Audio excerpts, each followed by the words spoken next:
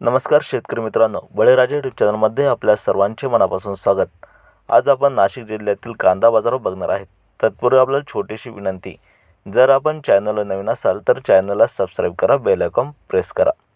चला तर बघूया सविस्तर माहिती। प्रथम बाजार समिती लासलगाव विंचूर येथे लाल कांद्याची आवक 11,450 क्विंटलची।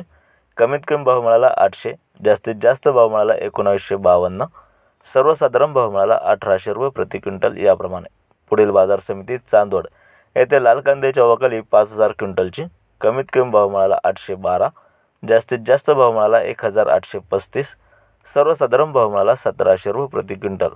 पुढील बाजार समिती मनमाड येथे लाल कांद्याची आवक 2,200 क्विंटलची। कमीत कमी भाव मिळाला 300, जास्तीत जास्त भाव मिळाला 1,760, सर्वसाधारण भाव मिळाला 1,550 रुपये प्रति क्विंटल याप्रमाणे।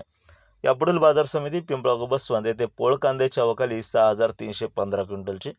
कमीत कमी भाव मिळाला 700, जास्तीत जास्त भाव मिळाला 1,875, सर्वसाधारण भाव मिळाला 1,650 रुपये प्रति क्विंटल।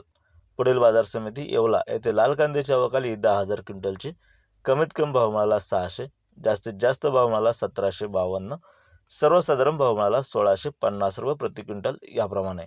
असे होते आतापर्यंत आलेले कांदा बाजारभाव। व्हिडिओ आवडल्यास लाईक करा, शेअर करा, कमेंट करा, चॅनलला सबस्क्राईब करा। जय जवान जय किसान, धन्यवाद।